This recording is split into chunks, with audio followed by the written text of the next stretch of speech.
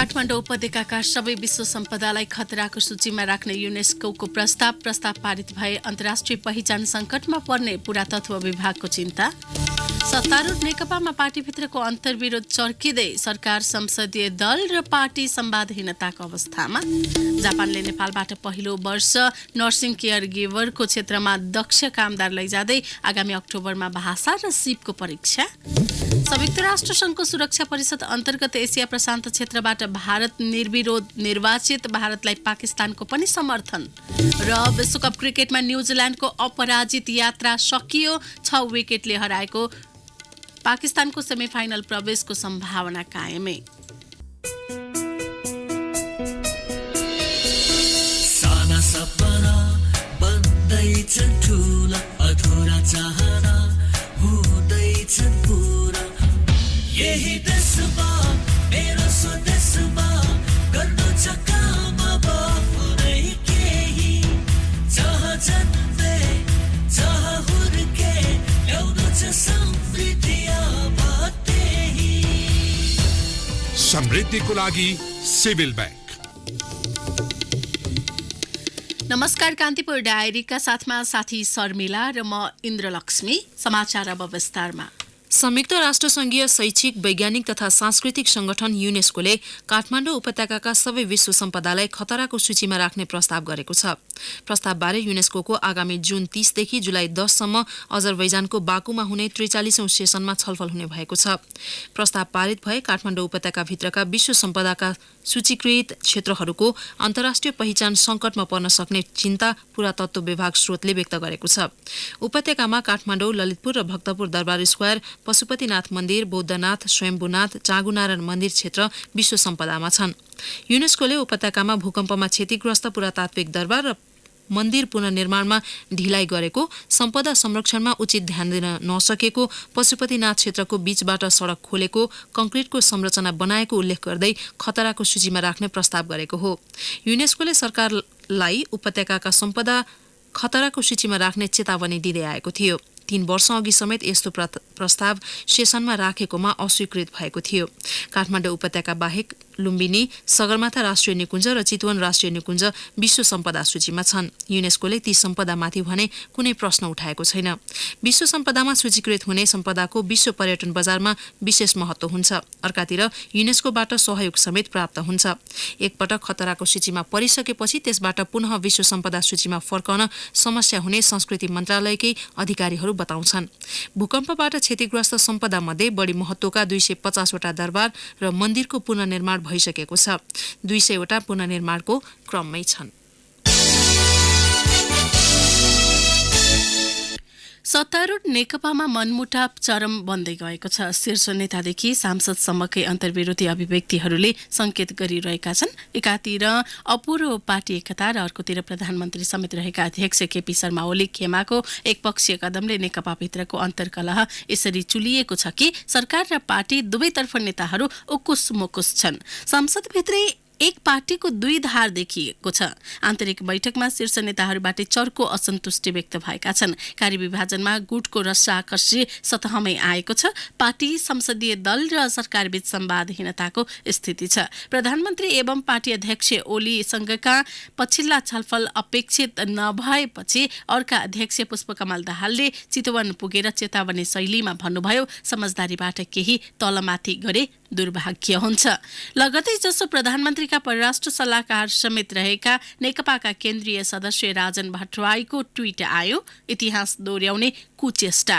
यो कुचेष्टालाई अर्थ्याउने उहाँका थप 2 लाइन थिए, सक्दा व्यवस्था उल्ट्याउने नभए सरकार विरुद्ध प्रयोग गर्ने। कसलाई के कसो गरी एकै ठाउँमा ल्याउन सकिन्छ भने भित्र बाहिरका शक्तिहरू सक्रिय रहेको अवस्था। आखिर नेकपामा किन यस्तो मनमुटाव? कान्तिपुर दैनिकका दुर्गा खनाल लेख्छन्, पार्टी एकता गर्दाका समझदारी कार्यान्वयन हुनेमा पूर्व माओवादी पक्ष सशङ्कित छ। समझदारी कार्यान्वयन गर्ने समय नआउँदै त्यसलाई उछालिएकामा पूर्व एमाले वृत्त रुष्ट छ। किनभने प्रधानमन्त्री आलो पालोको विषय 15 महिना पछिको हो। तत्काल विवादमा परेको विषय राजनीतिक कार्यदिशा पनि हो। पार्टीभित्रको अन्तर्विरोधको छाया सरकारमाथि परेको छ। गत शनिबारको सचिवालय बैठकमा नेताहरू माधव नेपाल, छलनाथ खनाल र वामदेव गौतमले सरकारको काम समीक्षा गर्नुपर्ने प्रस्ताव गरेका थिए। सरकारका काम एकपछि अर्को गर्दै विवादमा पर्न थालेकाले आफूहरू रक्षात्मक बन्न नसक्ने उनीहरूको धारणा पनि थियो।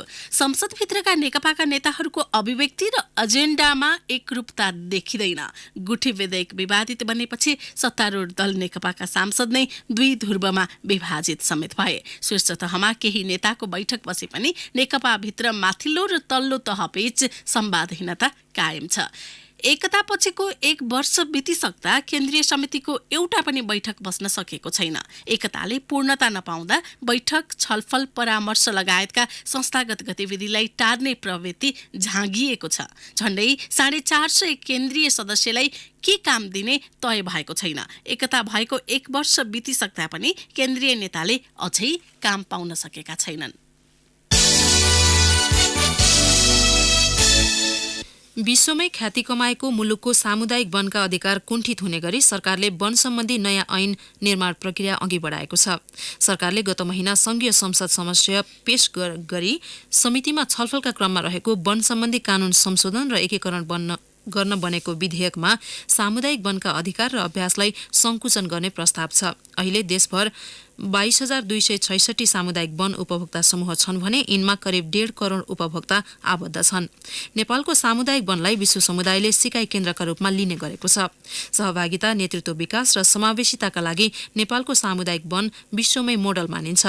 मौजुदा वन ऐन 2049 मा सामुदायिक वन उपभोक्ता समूहले स्वतन्त्र रूपले वन पैदावारको मूल्य निर्धारण गरी बिक्री वितरण गर्न पाउने स्पष्ट व्यवस्था भए पनि वन तथा वातावरण मन्त्रालयले अघि बढाएको विधेयकमा त्यो अधिकार कटौती गरिएको छ।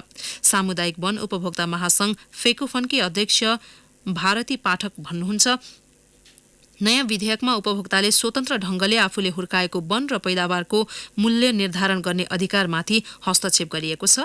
मुलुक संघीयतामा गइसक्दा पनि डीएफओलाई शक्तिशाली बनाउन खोजिएको छ। जापानले नेपालबाट पहिलो वर्ष नर्सिङ केयर गिभरको क्षेत्रमा दक्ष कामदार मात्रै लैजान अक्टोबरमा काठमाडौँमा सिप र भाषाको परीक्षण गर्ने टुङ्गो लागेको छ। जापानले नेपालबाट 14वटा क्षेत्रमा दक्ष अदक्ष कामदार लैजाने सहमति गरे पनि पहिलो वर्ष नर्सिङ केयर गिभरको क्षेत्र छनौट गरेको हो। 5 वर्षभित्र नर्सिङ क्षेत्रमा जापानले 60,000 विदेशी कामदार लैजाने भएको छ। नेपालबाट मात्रै लैजाने संख्या भने सार्वजनिक गरिएको छैन। कम्पनीले माग गरे अनुसार कामदार छनौट हुने श्रम, रोजगार तथा सामाजिक सुरक्षा मन्त्रालयले उल्लेख गरेको छ। दुई देशबीचका श्रम अधिकारी बीच भएको भिडियो कन्फरेन्समा जापानी अधिकारीहरूले नर्सिङ क्षेत्रमा नेपालीलाई प्राथमिकतामा राखिएको जनाएका छन्। श्रम समझदारी पछिको यो पहिलो भिडियो कन्फरेन्स बैठक भएको हो। यसलाई प्राविधिक समितिको बैठक नभनिए पनि यसमा भएका विषय सरकारी रेकर्डमा राख्न दुवै पक्ष सहमत भएको श्रम मन्त्रालयका सहसचिव उमेश ढुङ्गानाले जानकारी दिनुभयो।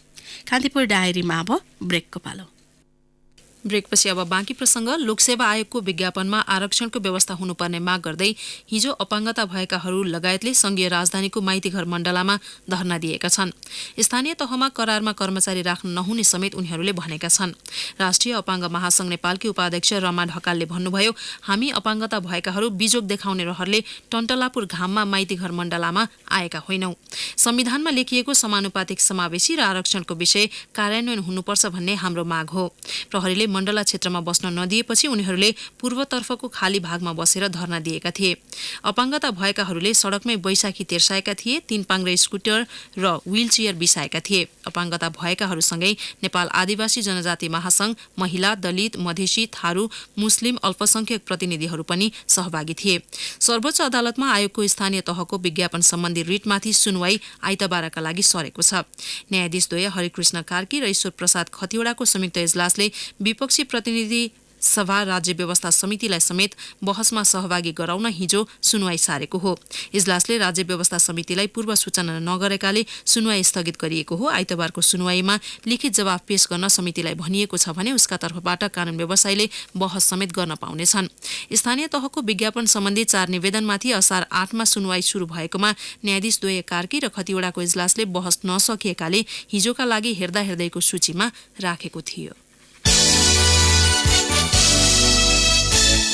काठमाडौँको बालुवाटार स्थित ललिता निवासको जग्गा अनियमितता प्रकरणमा अख्तियार दुरुपयोग अनुसन्धान आयोगले 86 जनालाई उपस्थित हुन सार्वजनिक सूचना जारी गरेको छ। सो सूचीमा शारदा प्रसाद त्रिताल नेतृत्वको समितिले भूमाफिया भनी किटान गरेका शोभाकान्त ढकाल, रामकुमार सुवेदीको परिवार सहितका व्यक्ति र शंकास्पद अन्य मोहीको नाम पनि समावेश छ। सरकारले मुआवजा दिई अधिग्रहण गरी लिएको ललिता निवास क्याम्पभित्र पर्ने 279 रोपनी सरकारी जग्गा मालपोत कार्यालय काठमाडौँ दिल्ली बजारका कर्मचारीहरू समेतको मिलेमतोमा विभिन्न मितिमा गैरकानूनी तरिकाले व्यक्ति विशेषलाई फिर्ता दिई अख्तियारले हिजो गोरखापत्रमा निकालेको सार्वजनिक सूचनामा भनिएको छ। अनधिकृत व्यक्तिहरूलाई जग्गा धनी र मोही कायम गरी भ्रष्टाचार गरेको भन्ने समेत बेहोराको उजुरीको अनुसन्धानको सिलसिलामा तपाईसँग केही बुझ्नुपर्ने भएकाले यो म्याद सूचना प्रकाशित गरिएको हो।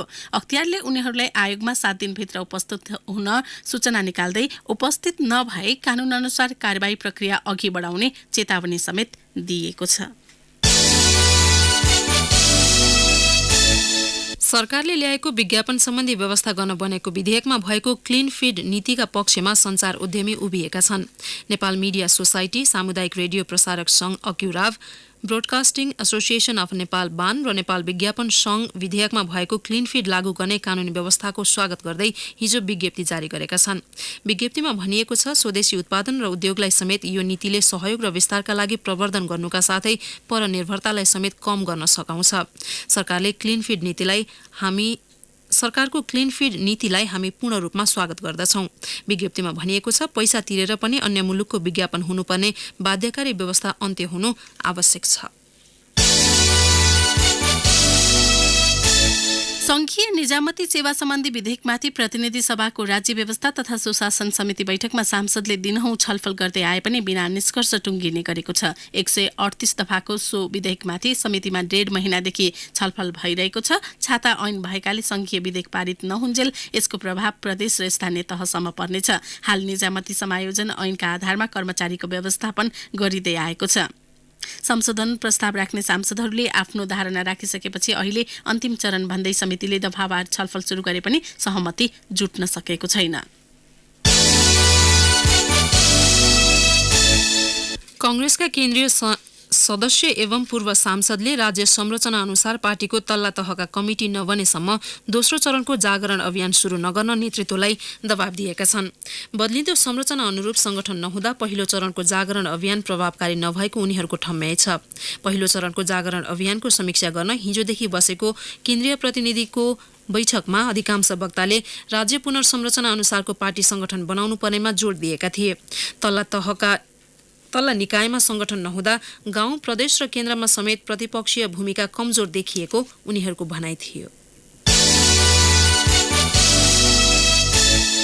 प्रतिनिधि सभाबाट पारित भइसकेको विनियोजन विधेयक 2076 माथि राष्ट्रिय सभामा छलफल सुरु भएको छ। प्रतिनिधि सभाबाट सन्देश सहित आएको विनियोजन विधेयकमाथि विचार गरियोस् भन्ने प्रस्तावलाई राष्ट्रिय सभाको बहुमतले स्वीकृत गरेको हो। विनियोजन विधेयकमाथि प्रारम्भमै सांसदहरूले उठाएका प्रश्नको जवाफ दिँदै अर्थमन्त्री युवराज खतिवड़ाले दिगो विकासलाई लक्षित गर्दै बजेटमा पूर्वाधार क्षेत्रलाई बढी प्राथमिकता दिइएको उल्लेख गर्नुभयो। शिक्षा, स्वास्थ्य र खानेपानीमा विगतको भन्दा 22% बजेट बढाइएको सुनाउँदै उहाँले शिक्षा क्षेत्र बजेट कम भयो भन्ने विषयलाई अस्वीकार समेत गर्नुभयो।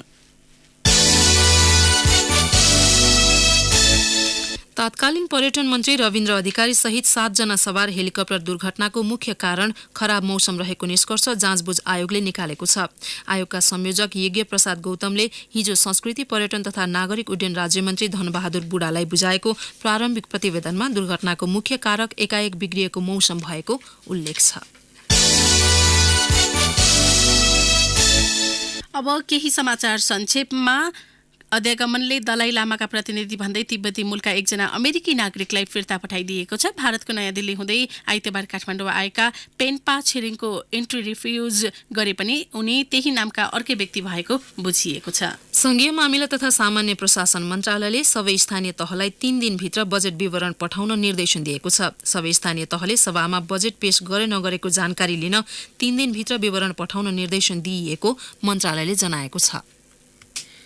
प्रहरीले नयाँ पत्रिका दैनिकका पत्रकार एवं कवि सङ्गीत श्रोता र रसुवाली कविको नाममा कविता लेख्ने ठाकुर प्रसाद तिमल सेनालाई हिजो केही बेर पक्राउ गरेर छाडेको छ। नेत्र विक्रमचन्द समूहका नेता कुमार पौडेल सर्लाहीमा विवादास्पद इन्काउन्टरमा मारिएको विषयमा लेखक कविहरूले प्रदर्शनी मार्ग स्थित नेपाल ल क्याम्पसमा कार्यक्रम गरेका थिए। कार्यक्रममा सहभागी भएका बेला रसुवाली कविलाई पक्राउ गरिएको हो। प्रदेश 3 का सांसदले बजेट अधिवेशनभित्रै स्थायी राजधानी र नामाकरणको विषयलाई टुङ्गोमा पुर्याउन आग्रह गरेका छन्। आगामी आर्थिक वर्ष 2076-77 को वार्षिक बजेटमाथिको छलफलको सांसदहरूले प्रदेशको स्थायी राजधानी र नामाकरणको विषय टुङ्ग्याएर मात्र वर्षे अधिवेशनलाई टुङ्ग्याउन सरकार समक्ष आग्रह गरेका हुन्। र कीर्तिपुर नगरपालिकाको नक्सा पास गराउँदा घरमा कम्तीमा 2वटा बिरुवा रोप्नै पर्ने नीति ल्याइएको छ। 5औं नगरसभा प्रस्तुत नीति तथा कार्यक्रममा यसबारे उल्लेख गरिएको छ। वन, वातावरण तथा विपद र पुनर्निर्माण कार्यक्रम अन्तर्गत सो नीति अघि सारिएको हो। कान्तिपुर डायरीमा फेरि पनि ब्रेकको पालो। ब्रेकपछि अब आर्थिक प्रसङ्ग। 10 दिन ढिलो सुरु भएको मनसुन र विभिन्न क्षेत्रमा देखिएको खडेरीका कारण पोहोर जति रोपाई मुस्किल हुने देखिएको छ। जानकारहरूका अनुसार मनसुनको ढिलाइले तराईका केही खोलानाला सुकेका छन्। धान खेती हुने मुख्य क्षेत्र प्रदेश 1, 2, 3 र 5 मा पनि मौसमविदहरूले मनसुन कम हुने आकलन गर्दै आएका छन्। यी बाहेक अन्य क्षेत्रमा पनि मनसुन सामान्य नै हुने उनीहरूको अनुमान छ। धान सिजनमै सिँचाइ मल अभावकै कारण रोपाईसँगै उत्पादनमा पनि कमी हुने विज्ञहरू बताउँछन्। हेल्दी हुनु छ सबलाई, हेल्थ चाहिन्छ जसलाई, हेल्दी बनो अब विथ गुड लाइफ, हेल्दी बनो अब विथ गुड लाइफ। हेल्थसँग कहिले गर्दिन सम्झौता, किनकि मसँग छ मेरो healthy friend good life digestive biscuit. Introducing Good Life Digestive Biscuit. Nepal विद्युत प्राधिकरणले अद्यावधिक गरेको विस्तृत डिजाइन प्रतिवेदनका अनुसार दुधकोशी जलाशय युक्त विद्युत आयोजनाको लागत $2.25 खर्ब हुने अनुमान गरिएको छ। कर र निर्माण अवधिको ब्याज बाहेक आयोजनाको लागत $1.52 अमेरिकी डलर लाग्ने अनुमान छ।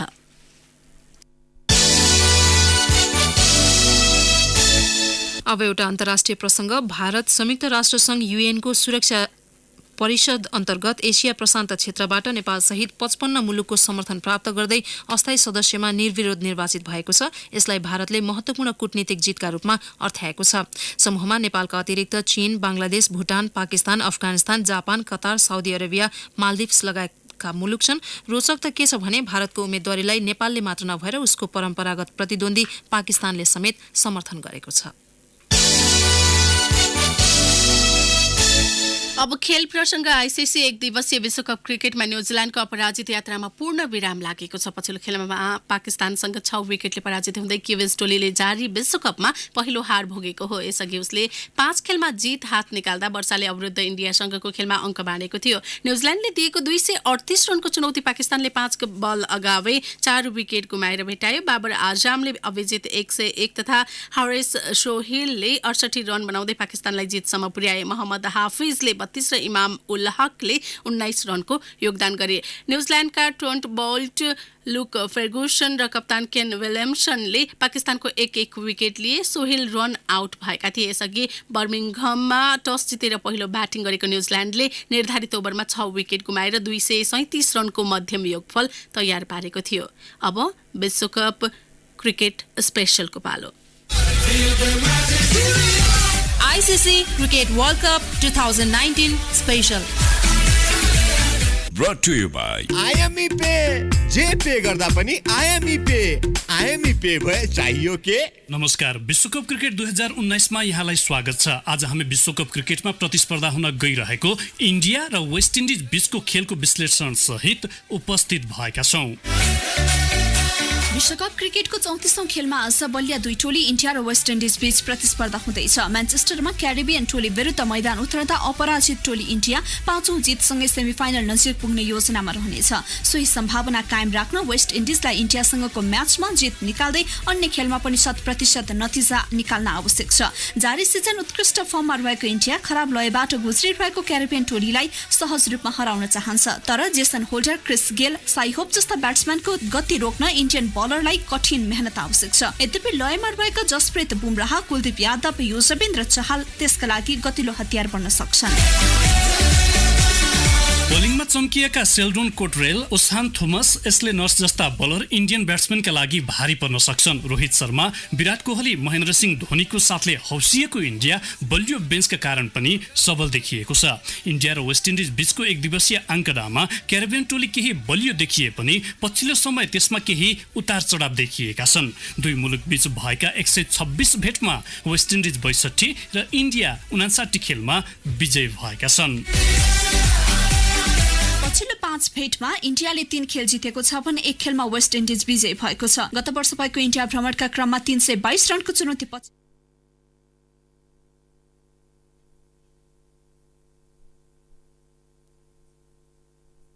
भावना पनि कायम रहनेछ।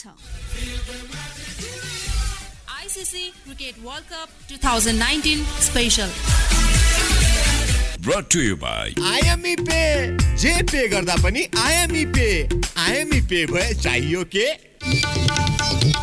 अब मौसम सम्बन्धी जानकारी। काठमाडौँ उपत्यका सहित मुलुकभरको मौसममा आज बदली हुने जल तथा मौसम पूर्वानुमान महाशाखाले जनाएको छ। केही बेर अघि 20 डिग्री सेल्सियस मापन गरिएको काठमाडौँ उपत्यकाको अधिकतम तापक्रम आज 31 डिग्री सेल्सियससम्म पुग्नेछ। सूर्योदय बिहान 5:10 भयो भने सूर्यास्त भरे साँझ 7:04 हुनेछ। हवस् त यिनै प्रसङ्गसँगै कान्तिपुर डायरीको यो बुलेटिन यही सकिन्छ। साथी शर्मिला र महेन्द्र लक्ष्मी बिदा हुन्छौँ। नमस्कार।